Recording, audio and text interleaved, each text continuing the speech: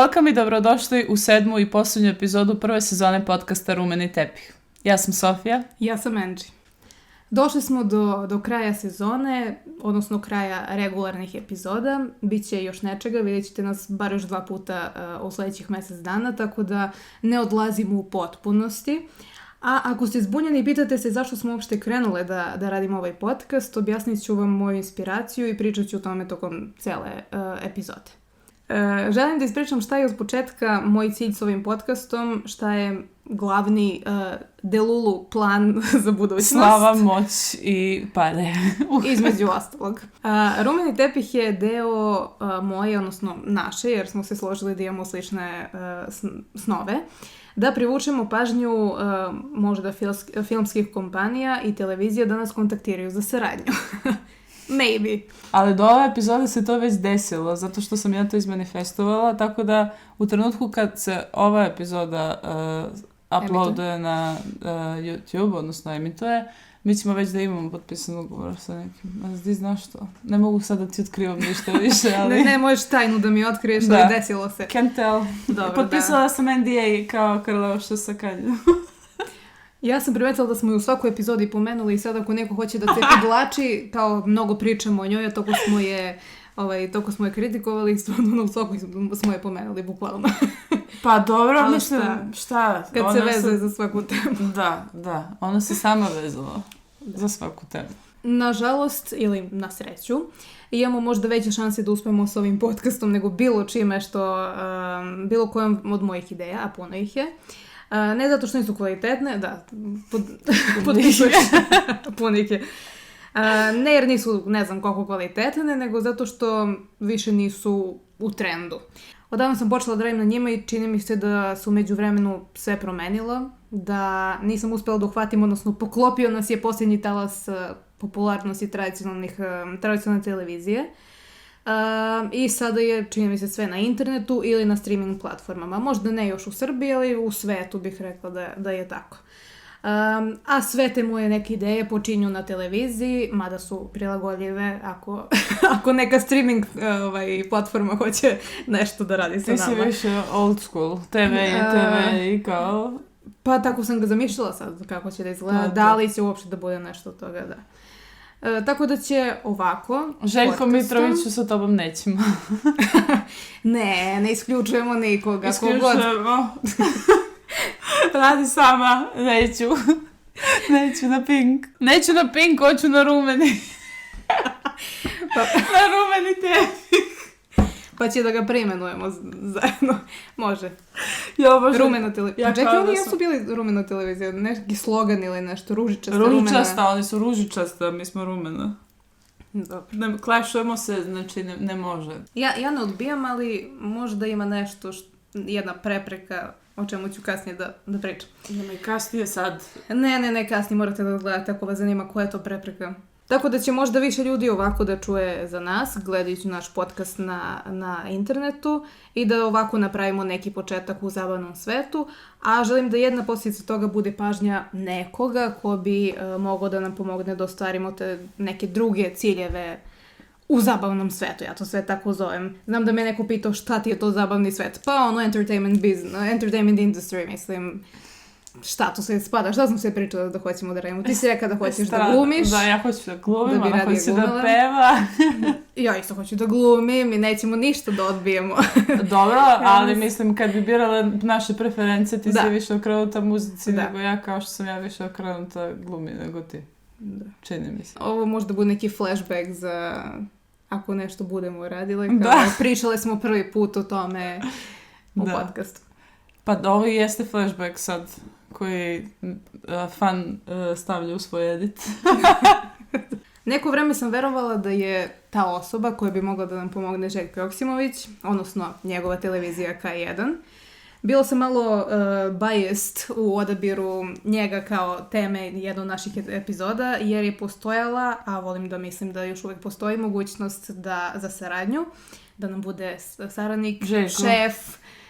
Ti si moj brat, volim najviše. On može, drugi Željko ne, Željko Joksimović može. Željko Joksimović može, da, njega volim. 2020. kad sam prizavršavala osnovne studije, razrađivala sam jednu ideju za reality show i čini mi se već sljedeće godine da sam krenula da šaljem pitch mailove, što očigledno tako ne ide, ja to tad nisam razumela.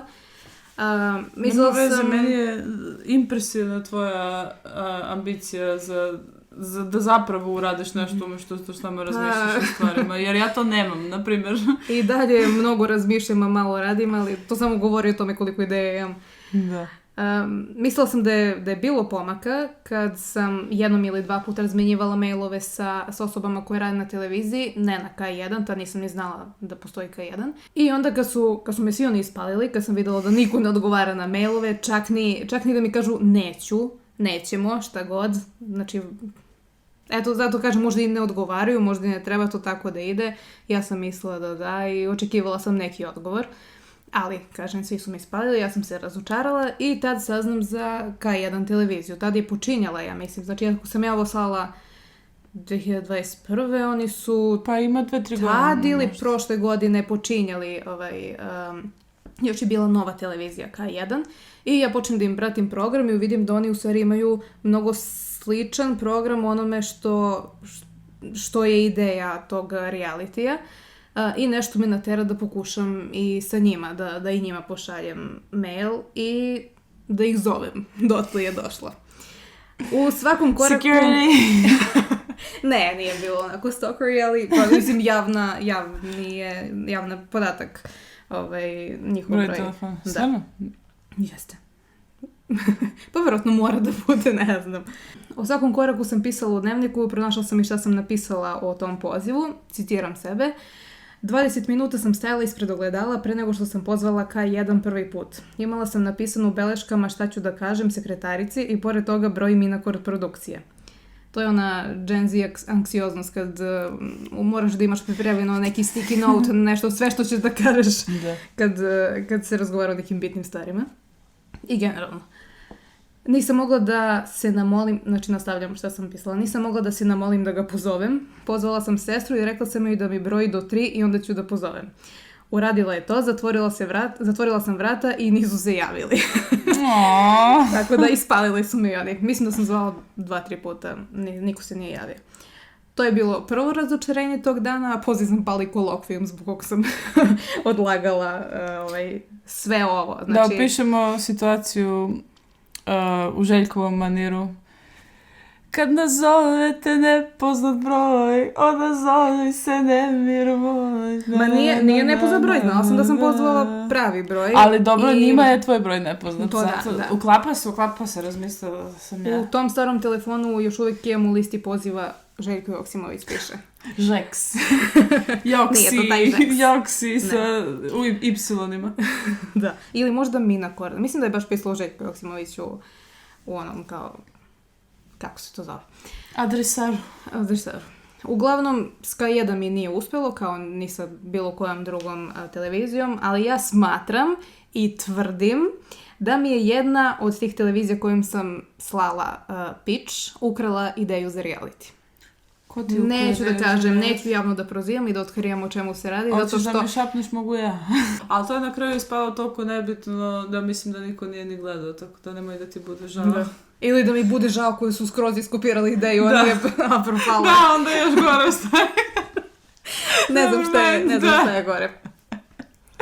Pa nije, zato što nisu poslušali tvoj... Da, nisu imali moj input, tako da tvoj... možda je zato propalo. Jer oni su dobili onako kao idejni pano, baš mislim da sam ga tako i nazvala, sa slikama kako otprilike to da izgleda, kako da svaki segment izgleda, tako da ako je to propalo, mislim jeste propalo, nije zbog mene. Da. Neću da tužim, samo pišite. Otvorene smo za predloge. Da. Svak. Svih televizija tišina, Sofija. Osim za... Sad ide preko. Retko gledam televiziju, ne znam sad ni šta puštaju, ali verovatno bi ta emisija i dalje bila najprigodnija na K1. Inače, kad sam saznala za nju za K1, stalno mi je bila u pozadini neko vreme, kao dok sam pratila šta emituju, jer mi se svidalo odmah. I naletim jednom na intervju sa suvlasnicom televizije, Manjom Grčić, i mnogo me impresionirala ta žena, ne znam jel znaš ko je. Nisam ni ja znala do tad.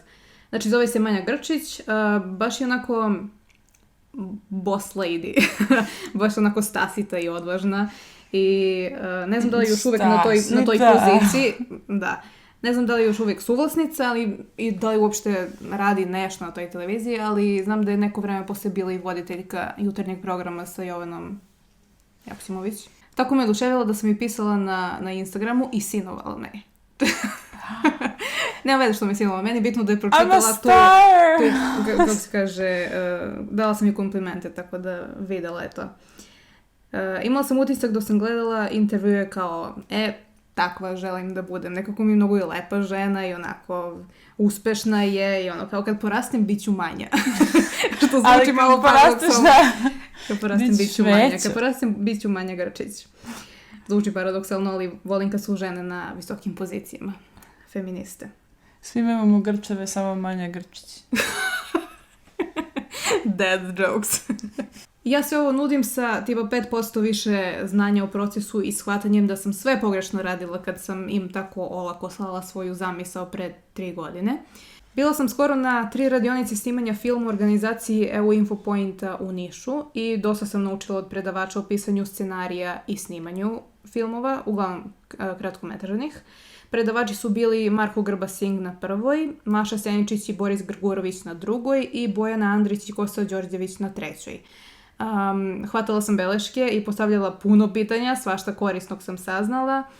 Sve na šta tipa googlanjem na srpskom ne bih dobila adekvatan odgovor, a tiče se filmske industrije na našem području. Žao mi je što nije bilo više ljudi, a istovremeno mi je drago jer je sad manje nas sposobnije da se možda upusti u amaterski filmski rad. Znate onaj Škorpio u horoskopu? Mislim da je to očigledno. Ako nije bilo do sad, Ako nije sad bilo, jeste. da, Škorpio. Pišite nam i ako ste slučajno zapisali naziv podcasta kad sam ga promovisala na tim radionicama. Promovisala si podcast na radionici? Jesam. Pitali su me u predstavljanju i kao čime se bavite sad, zašto ste došli ovdje. Ja sam rekao, pa ne znam, ja sam onako amater, sve me pomalo zanima. Inače radim podcast Rumeni tepih. Pa dobro, ako si rekla, mislim. Da, pametno. Sigurna sam da je neko, pa baš su me predavači zapitkivali za to kao o čemu se radi, je li to true crime, neki, brate, nije svaki podcast o ubistvima. Na našeg današnjeg gosta su čuli svi, kako i ne bi, kad je napisao 5 balada za Euroviziju, od toga ne sve čak ni za Srbiju, neke su bile za predsjednika Crne Gore, da, a jedna za predsjednika Bosne i Hercegovine. Za predsjednika Bosne i Hercegovine. Počela je karijeru kad i mi naš život, 97. godine. I od toga smo ga... Dobra rečenica. Dakle, uglavnom, poneo je titulu prve harmonike Evrope na festivalu u Parizu i odatle kreće njegova karijera. Ono što je meni bilo impresivno da saznam je da on svira 12 instrumenta i govori čak barem 5 jezika, tako piše. Poliglota, svaka čast. Da, bolji je od nas. U svakom smislu. Čekaj. Španski. Dobro, 3 tačno. Pa dobro, mislim, mi ne znamo ruski, a to je mogla Ruslana da ga nauči. Da ne dužim dalje, današnji gost je Željko Joksimović. Dobrodošao, Željko. Budući direktore. Šefe. Anđela, koja je prva pesma ti pada na pamet kad se govori o Željku Joksimoviću? A da nije ova što sam pevala malo. Da se ne razmišljam previše, Lane moje. Lane iskreno, moje. Da. Ali i ta tvoja, što smo 7 pevali malo pre. godina. Ne, nije to. Habanera. Ne, balada, za baladu smo rekli. Baladu smo pevali malo pre, da. Balada je užasna, odvratna muška pesma koju mrzim. Mislim, volim i mrzim u isto vreme. Da. Pa Lane moje, mislim. Lane moje... Većini nas. Lane moje je bila naš predstavnik za Euroviziju 2004. godine, ali tako? Da. A to je bila godina kad smo mi kretali u prvi razred osnovne škole. I sećam se da su svi pevali lane moje ovih dana, Misliš u jede školi? mi se krem banana. I onda svi pocrcaju od smeha koliko je to predobra forica, ali mislim, Kao ono, happy birthday to you, gurni prst u stroju. nemoj da se Brineš, jer ćeš da pogineš. Da, baš je onako Da, opet edukativno. Željko je tu osvojio drugo mesto, a prvo plasirana je bila Ruslana Wild Dancers, koja je iskreno i meni bila Kako više je to baš? Go, go, go Wild Dancers, A. wanna be loved, take my chance. Kad, Chance. kad se radi o Željkovom privatnom životu, ja moram da kažem da ja kad sam bila mala, znači postoje dokazi, u leksikonu piše, da su mi omiljeni pevači bili Željko Joksimović i Leontina. Nisam znala da se preziva Vukomanović. Da, to sam je pitala meni koja je bila, ja sam rekla Ceca verovatno Da, u onoj da. prvoj epizodi. Da, vratite se na prvu epizodu. Vreme je. Ali nismo nikoga pomenuli. Ali nismo, da. Neću da prozivam nikoga. Uglavnom, Leontina, zato što se sjećam da je bio onaj City Club i da je tu ona u nekoj beloj haljini, gotovo venčanici, pevala Crno pa se ne vidi. Ja sam bila očarana njom tad. Znaš tu pesmu? Ne znam šta je City Club. City Club. Pa to je bila kao emisija gdje pop pevače imaju prostora da predstave svoje nove pesme, da nastupaju i to. Baš mi Znači bilo ono što malo. smo isto pričali da nam nedostaje možda na našim prostorima Tako takve je, emisije. da. Vratimo City Club. Evo novino, Just a thought. nove voditeljke ima. Da. Znamo sve.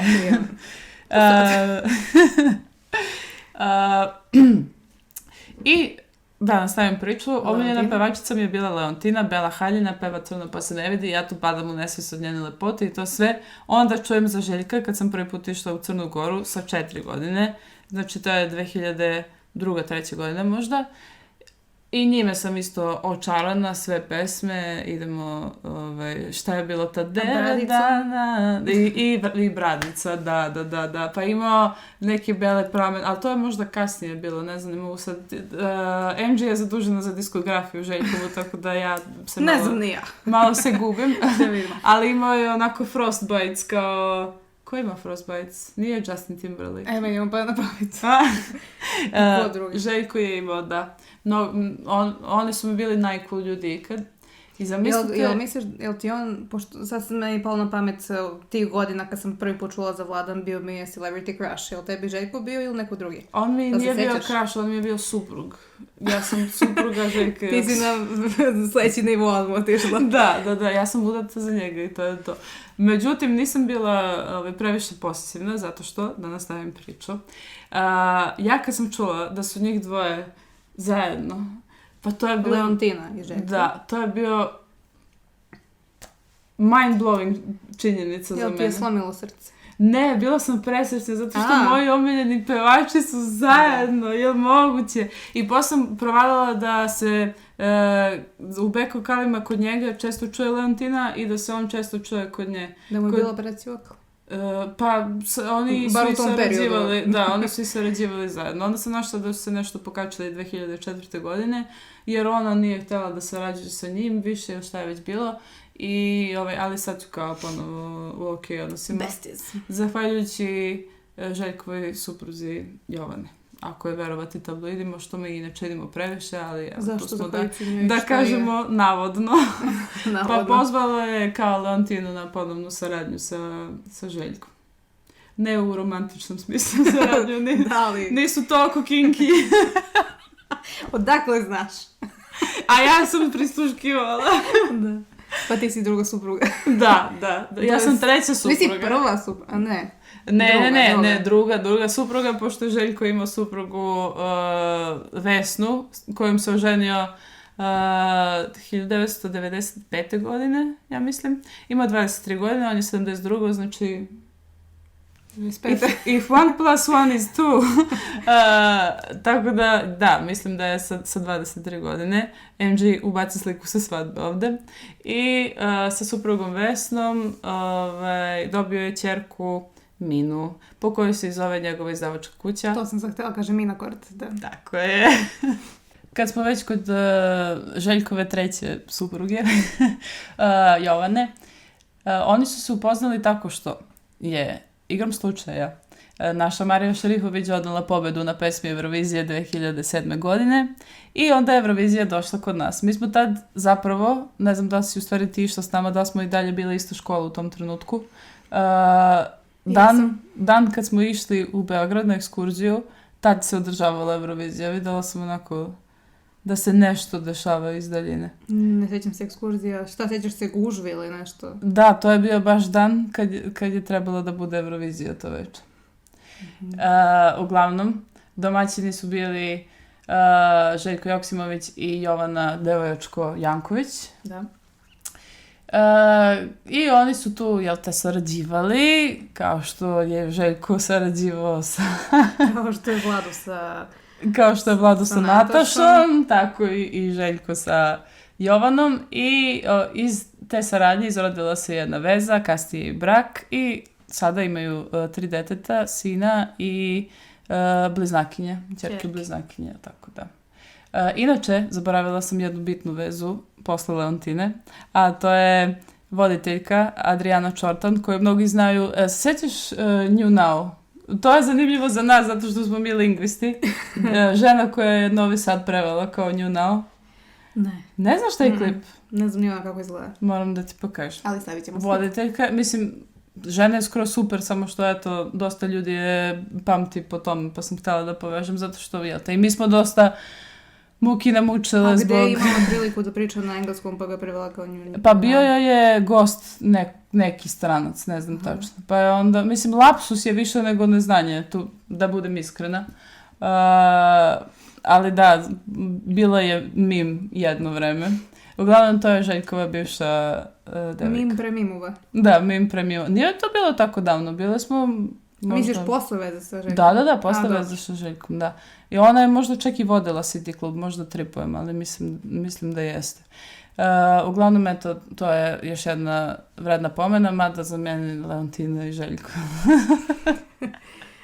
Možda nije baš pametno, možda nije baš pametno da ovo pričam, znajući da se obraćamo ka jedan televiziji delimično, ali volimo i Jovanu, naravno. Samo, eto, meni kao tad 5-godišnjoj, 6-godišnjoj devojčici mnogo je značilo što su Željko i Leontina zajedno.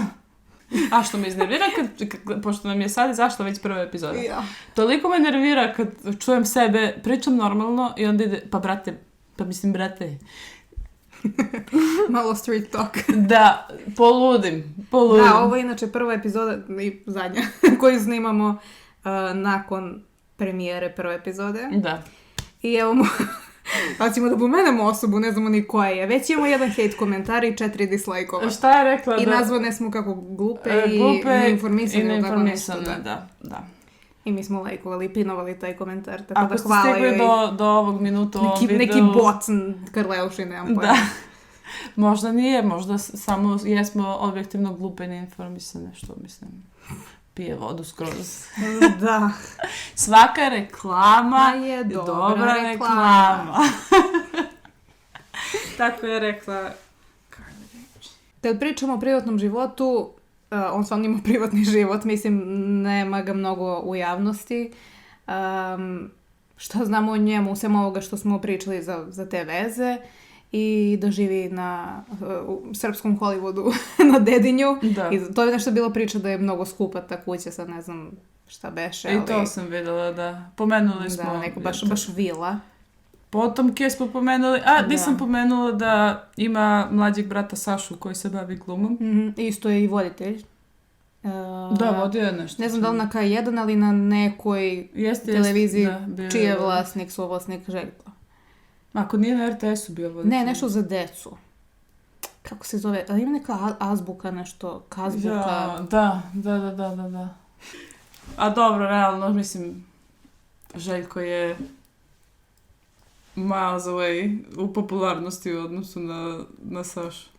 Pa dobro, druge profesije. Da. Tako ćemo i mi kad ja postanem glumica, a ti pevačica. Ne, mi ćemo da budemo kao izvesna osoba preduzetnice.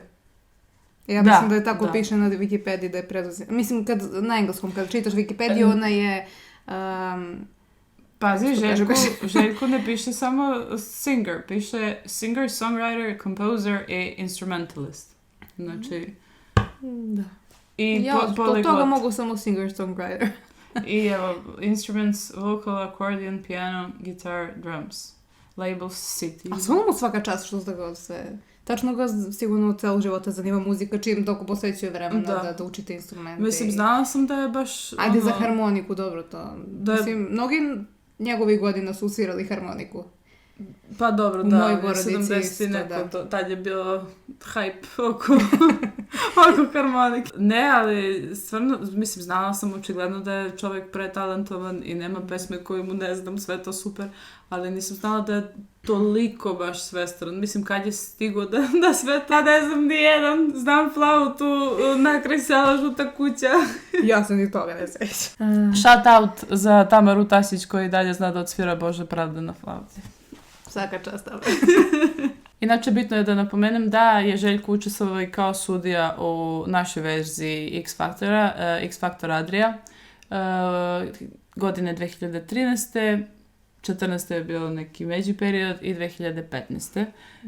I da su ga mnogi upoređivali sa Simonom. On je coach u britanskom X-Faktoru, kasnije u američkom. I osnivač tih emisija. I osnivač? Da. Zato što mislim da je malo bila i gluma, da nije kao toliko želao da bude strog koliko je trebalo da odglumi ulogu Simona. Pa kao i u X-Faktoru stranom uvijek imaš taj neki balans. Jedan mnogo strog, jedan mnogo onako jedan mek. Da, jedan mnogo daje savjete, jedan što ništa ne radi. Da, i imaš neko ko peva non stop. Da. A ko je bio sudija pored Željka? Ja stvarno ne znam. U prvoj sezoni Kiki Lesendrić, Kristina Kovač i Emina Jahović, a u drugoj Aleksandra Kovač, Tonči Huljić i Massimo Savić. To sam zapisala, znači se uopšte ne sjećam toga. Sjećam se da je Emina bila... Ja se sjećam da je Daniel Kamakovski bio pobjednik prve, a ko je pobjednik druge? Pojma ne. I sa njim je Željko snimio pesmu, tako da je to baš je posvećen coach. Ali vidiš, to je 2013. Znači onaj moj period kad su počele deluzije da hoću da budem pevačica i to, i kad smo band nešto pokušavale. Pokušavale tako što smo se našle i rekle napravili smo Facebook grupu i dopisivali se mjesec dana. Da. Postoji Facebook grupa? Da, Melodies. Čekaj, misliš na grupni chat? Grupni chat. A, pa dobro, to nemamo stranicu ili nešto, da. I to je znači 2013. bilo, možda ne baš za prvu sezonu, jer tek sam gledala da vidim kako to izgleda, ali za drugu sam definitivno htjela da se prijavim. To je, sjećam se da sam pevala ljudima, kao, šta misliš o mom pevanju? Ali naravno, anksioznost, ne bih se nikad prijavila. Mislim tad. Što možda da postoji. Poslije sam se razočarala što su prestali. Znači, cele 2 sezone. Pa je onda došao neka određena emisija koja je kopija The Voice. Nećemo da pominjamo. Znaš. Znam. I Prvi glas Srbije to sam se isto je trajao 2 godine, ali to je bilo pre toga. Šta ćeš ti kod mog muža kad je tvoj Vlado u prvom glasu Srbije? Da. Mi smo promašile zapravo godinu kad smo pričali o koje godine je to bilo, tipa za 2 godine smo pogrešili, ali nema veze. Prvi glas Srbije kad je bilo. Ja mislim da 2011. Sad, možda sad opet pogrešim, ali nešto smo... Pa ako nismo rekli 14. 15. A da je bilo malo ranije. Ali nije ni bitno. Uglavnom i to je postojalo kao takmičenje na koje sam verovatno razmatrala da se prijavim. No to je sa koje 2011. bila sam mala za to. Naravno, postoji opcija, mislim i sigurno smo mi grešile dosta stvari, tako da slobodno nas ispravite u komentarima ako se nešto ne poklapa. U redu je. Ako nije u scenariju pogrešili smo verovatno. Na moju veliku žalost, Željko nije izbacio album već 8 godina, ali je itekako aktivan, samim tim što je, on jeste direktor kuće K1, je li tako, i Minakorda, izdavačke kuće. Baš suvlasnik, ne znamo baš koja je moja pozicija. Bavi se snimanjem filmske muzike, radio je na filmu Toma, radio je na filmu, prvenac mu je bio Ivkova Slava, čini mi se. Tako da, eto, Željko jeste itekako aktivan. I imao je, ne znam da li se sjećaš, onaj period 2 sveta različita kad je od narodnih pesama pravio neke jazz aranžmane. Ne sjećam se. I da, pored toga što svira 12 instrumenta, pored toga što govori preko 5 jezika, on jeste i producent, i songwriter, i napisao je 5 balada za Euroviziju, tako da impresivno u svakom smislu. Sasvim dovoljno. Da, od njega dosta.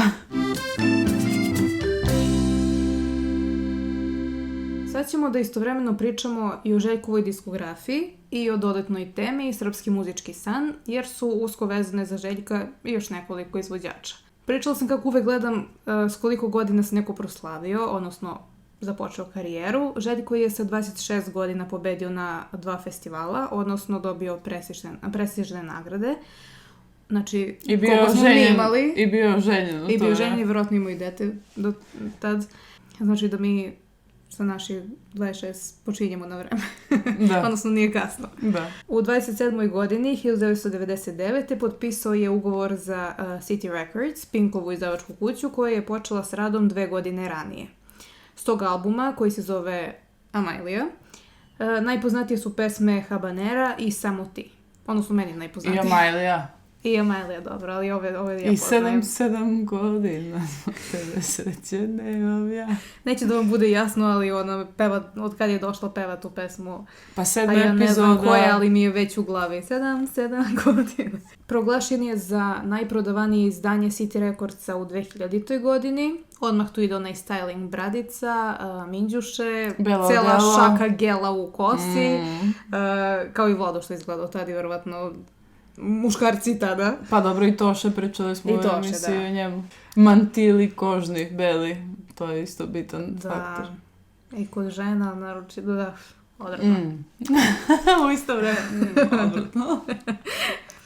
I zapravo kad razmislim, liči na pola benda Backstreet Boys iz tog vremena. Da. Svi su tako izgledali. NSYNC meets Backstreet Boys. Dobro, oni su možda neku godinu kasnije, ali... Pa dobro, i oni su zalizani. I oni su bili zalizani i onaj, kako si rekla... Frostbite frizure, da. Užasan modni period i za muškarci i za žene. Ali to se vraća sad. Da. Nažalost, verovatno nažalost. Imam crni kožni mantel. Ma da li imaš low-rise jeans, to je bitno. Ne. To pokušavaju da vrate što niko ne želi. U nijednoj od biografije koje sam pročitala ne piše da je izdao 2 kasete 85. i 96. godine. Na prvoj svira harmoniku, a na drugoj peva. Očigledno mu računaju karijeru od ugovora sa City Recordsom, znači od Amailije. 2 godine kasnije, drugi album, Vreteno ili Rintam, ne znam šta je tu fora, odnosno zašto ti albumi od početka, znači kao da nemaju ustanovljeni naziv. Zato što... Nego kako ko smatra se zovu, tako se zove. Da treba da odaberem koja pesma mi se više sviđa, Vreteno ili Rintam, ja ne bi znala da ti kažem, obe su mi, menjaju mi hemiju mozga kad ih čujem svaki put. Na nekoliko mjesta sam čitala o ovim albumima i svuda se razlikuje, znači na Wikipediji i u tim biografijama, tako da ne znam šta je naziv tog drugog albuma. Isto i za prvi, gde negde piše da se zove Amailija, a negde piše samo Željko Joksimović, kao da je self-titled. Tako da ko bi ga zna. Volim pesme s ovog albuma, neki me podsjećaju baš na detinjstvo, na primjer Rintam, Petak na subotu, Vreteno, Šta će meni više od toga, a jedna balada na neki nesrećan period. Sa sljedećeg albuma 111 izdvajamo neki od njegovih, kako tako da kažem, 1, 3 divice. Pa možda je to neko predskazanje, pošto kao prvi album mu je bio broj 1, drugi album mu je bio broj 1 i sad će ovaj treći što izlazi da bude broj 1. I onda kao 1. Prvi, sad u trendu prvi, ti se... Ne razmišljam se da oni su misli kao rimskim brojevima, pa da loše prevedeno. Da. Možda je samo broj 3 rimski, možda je 111. Tu izdvajamo neki od njegovih najvećih hitova, to su Drska ženo plava, Varnice i Zaboravljaš. Sve 3 odlične. U periodu između tog i sljedećeg albuma producirao je Tošetovu pesmu. Mislim da smo pomenuli kao da li u razgovoru ili baš u epizodi da ima i tu neke korelacije između epizoda, da, odnosno između Tošeta i Željka. Producirao mu je pesmu Čija si, kojom je on pobedio na Beoviziji, ali je posle otišao ipak na Euroviziju sa pesmom Life. Pričale smo o tome. A onda je Željko i sam probao da učestvuje na Euroviziji i postigao je izuzetne rezultate. Nije samo probao. Izuzetne rezultate postigao 2004. godine kad se festival održavao u Istanbulu. Osvojio je drugo mesto sa pesmom Lane moje, koju je on sam komponovao, a tekst je pisala Leontina Vukomanović, s kojim je tad bio u vezi. Nije osvojio prvo mesto, je osvojio prvoplasiranu, odnosno Ruslanu, pošto se pričalo da su kasnije uplovili u neku šemu, njih dvoje. Se sjećaš što je? Pa čekaj, ako je tad bio sa Leontinom? Pa nije, mislim... Ne znamo, sad sve je navodno. paralelni univerzum i sve moguće. Sve je navodno. Da. Evo da čujemo kako se izgovara ova nagrada koju je dobio.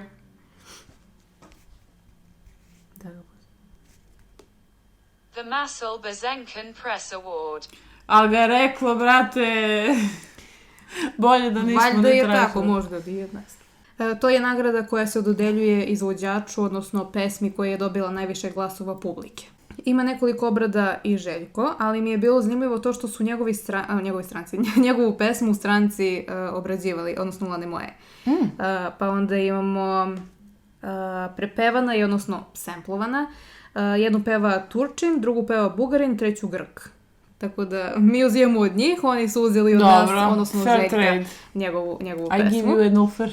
Tim drugim mestom je obezbedio sebi položaj na vrhu naše pop muzičke scene. Te godine je otvorio i svoj studio, Minacord Records, a onda i nastavio da komponuje pesme drugima, na primjer Romani Panić pesmu s kojom je pobedila na Sunčanim skalama, Jeleni Tomašević pesmu Jutro s kojom je pobedila na Beoviziji i Leila s kojom je Hari Matahari predstavljao Bosnu na Euroviziji 2006. Pravio je muziku i za film Ivkova slava, to se pomenula, kasnije i za Ranjeni orao i ono naše što nekad bejaše. Ta pesma iz Ranjenog orla, onaj deo sa gitarom je jedina stvar koju ja znam, onaj uvod da odsviram na gitari. Čekaj, ne mislimo na istu, na šta misliš? Ti misliš na špicu, ja mislim na pesmu koju sam mislila da peva Marinko Mačkaj. Pa to je Mala bijela gospođica, ali čujete se na početku.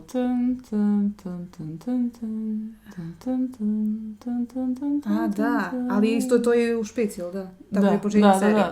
Da.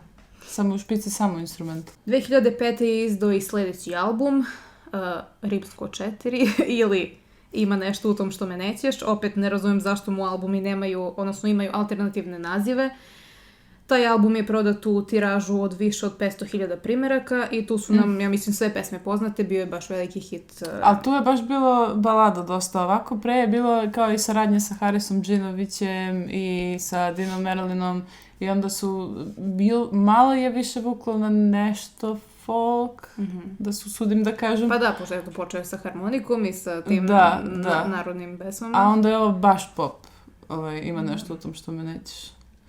Tako da eto i on imao neku evoluciju, bez obzira što deluje kao da se ne menja previše kroz godine. Tu ubrajamo pesme Ima nešto u tom što me nećeš, Michelle, Milo za drago, Lutko moja, Ludi ponosan, između ostalih. U Beogradskoj areni je napravio solistički koncert 2007. godine. Marija Šerifović je pobedila na Euroviziji 2007. pa se 2008. održavala Eurovizija kod nas, a Željko i sadašnja supruga Jovana Janković, tada Jovana Janković, sada Joksimović, su bili voditelji programa. Jelena Tomašević je te godine predstavljala Srbiju s pesmom Oro, koju je Željko komponovao. To je Nuna nej. Jeste. To je Nuna nej. A jutro je drugo. Isto i pesmu Miljacka, veliki hit Halida Bešlića. Asocijacija na tu pesmu mi je uvek Ivica Dačić. Da. Ništa drugo. Ivica Dačić i njegova, da mu je beš omiljena pesma ili... Ne, on je pevao pred nekim ambasadorom nešto, čini mi se. Da, nešto u kafani. Da zabavlja masu. Na albumu Ljubavi iz 2009. nalaze se pesme Ljubavi, Žena za sva vremena, Stihija i pesma iz serije Ranjeni orao. Tu pesmu Idu dani sam ja for the longest time mislila da peva Marinko Mačgalj, jer u seriji njegov lik peva to, da. I neko mi zvučilo slično njegovom glasu. Ja vas nikad neću zaboraviti. Ušli ste u moj život kao pesma i otišli. Mala bijela gospođica. Ja se sjećam njegove smrti, Marinkove. Pa nije bilo tako dobro. Da, on je meni bio možda najatraktivniji srpski glumac ili Srbin, da. Tad, ne znam zašto. To mislim dobro jeste ali baš je bio čovjek. good looking. I možda sam zbog toga nekako, ne kažem patila, ali tugovala kad je umro. Pa prvo što je bio premlad. Bio je mlada, 37 godina, da, kad je preminuo. Njegova je jedna od smrti koje se najviše sećam. Ono, znaš kad te pitaju gde si bio kad je taj umro, kao gde si bio kad je Michael Jackson umro, ja sećam gde sam bila kad je Marinko, kad sam čula da je umro. I tad sam slušala jednu pesmu od Jelene Tomašević, Da mi se vrati. I znam da sam, ne znam, preslušavala sam je i razmišljala o njegovoj tad bi je već bivšoj ženi, glumica Dubravka Mijatović, i o njegovoj ćerki koja je tad imala 7 godina. Da. Bilo mi je žao nje i uopšte što je tako rano sa 37 godina preminuo, valjda od raka pankreasa. Iz nekog razloga se sjećam i komemoracije, ne znam zašto sam to pratila, a moja majka i brat imaju sliku s njim iz Sokobanje, a ja nažalost nisam stigla da ga upoznam. Pre 2016. od kad ga više nema. Koja je vama bila najupečatljivija smrt ličnosti s naših prostora? Pišite nam u komentarima. Pa ja sam već pričala o svojoj ličnosti čije je pogibija ostavila najviše traga, to je naš Toša. Imate u prethodnim epizodama, ne bih da se ponavljam sad. Opet je pokušao s Eurovizijom i 2012. je ponovo učestvovao s pesmom Nije ljubav stvar i osvojio 3. mesto. Tad su ga nadjačale one babe 3 što pevaju. Sećaš toga? Da. Nezasluženo su ga nadjačale. A ko je bio pobjednik to? 2012. Pa ili nije Lorin? Da. Let's check. Ja mislim da je Lorin. Dobre, Jeste. Željko vrati se na Euroviziju 2024. godine. Da pobedimo Lorin jednom za svagda. Izgleda da je razočaran, izjavio je da više nikada neće da učestvuje na ovom takmičenju. Tako da ne znam koliko. Mu je bilo, posljednji angažman vezan za Euroviziju mu je bio Knez 2015. To da, ali da neće on da učestvuje. Aha, kao dobro. 2 puta bilo dosta. Fair enough. Na albumu iz 2015. Željko Joksimović 6, ili šta god da mu je alternativni naziv. Zašto li je Lane s ovim nazivima albuma? Su pesme Nisam te zbog lepote voleo, Olovni vojnik, Ludak kao ja, Dama, Ne daš mi mira i Zabluda, duet sa Tonijem Cetinskim. I tu ima još nekoliko singlova, ali već 8 godina nije izbacio novi album.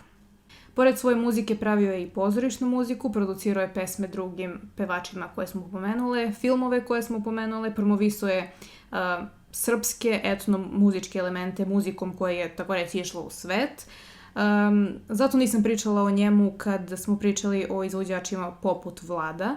Željko je na neki način u rangu Vlada Georgijeva po popularnosti, po tipu muzike, vrste muzike koju pevaju, a sigurno sam da se mnogi slažu da su obojica i veoma uspješni muzičari. I različiti su. Ne bi bilo pošteno reći da su baš slični, samo zato što su muškarci i pevaju. I pevaju pop muziku. Da.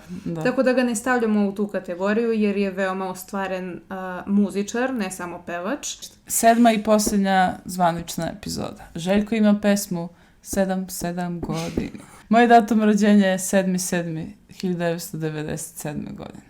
Znači, ako nam ova epizoda ne donese sreću... Opet neka numerologija da ima... Da. Sad ću krenuti da vrtim prsten, da mi se javi neka vizija. Imam osjećaj. Ja sam spiritualno biće, imam... Manifestujemo opet, manifestu.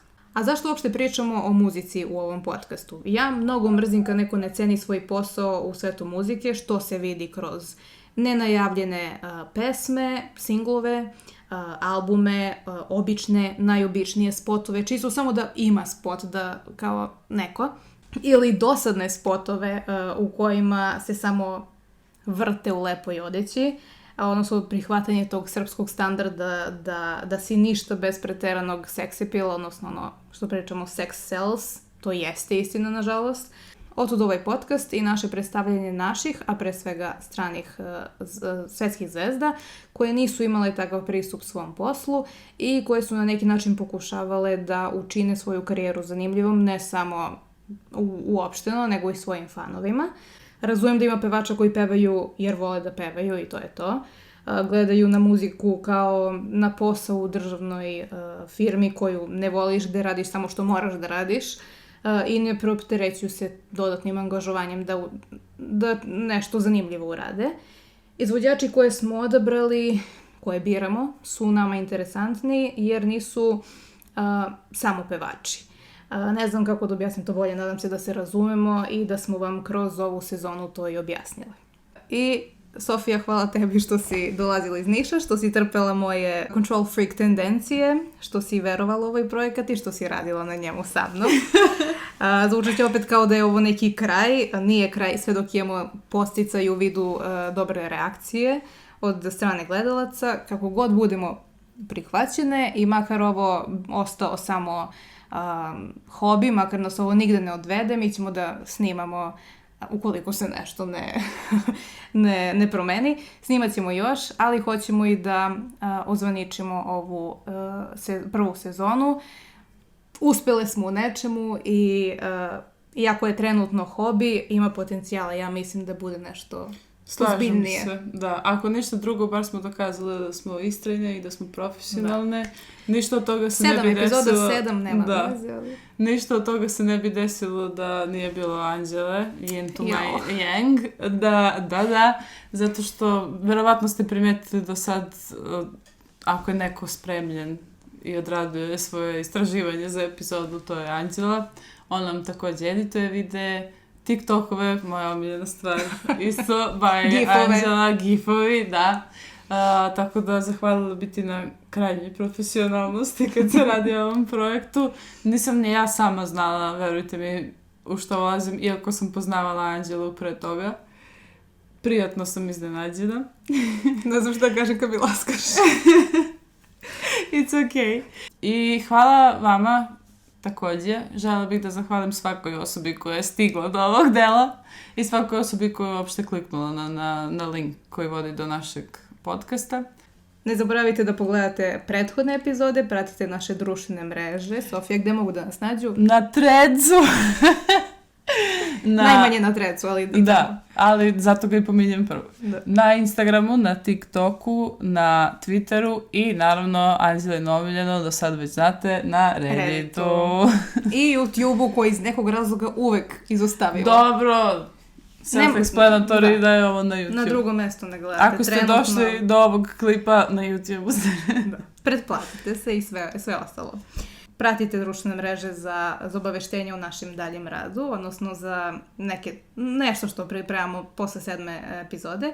Pišite vaše sugestije, kritike, pohvale, otvorene smo za sve vrste komentara. I naravno, ne bih ja bila ja da ne kažem par reči kao zaključak za današnju temu. Željko, kao što sam za Britney rekla da je prototip svetske pop ikone, to si za nas ti. Ne, kad kažem za nas, ne mislim na Srbiju, nego... Za nas dve. Da, ne mislim za nas dve, nego prosto za celu Evropu. Evrovizijska ikona, naravno. Hvala ti na svim pesmama, sve ih znamo, naravno. I radujemo se daljim projektima i možda moguće saradnje. Da. Mi se ne obraćamo se olako, ne obraćamo se svakoj ličnosti, samo ako se sjećaš kome smo sve lično ovako pričali, samo osobe s kojima stvarno hoćemo da radimo. Pa tvom suprugu imam suprugu. Komentarišite ovu i prethodne epizode da bismo mogle u videu koji sledi da vam odgovorimo na te komentare. Očekujte drugu sezonu, a mi vas već čekamo tamo. Vidimo se, MJ, da zatvorimo zvaničnu sezonu. Bye. Bye.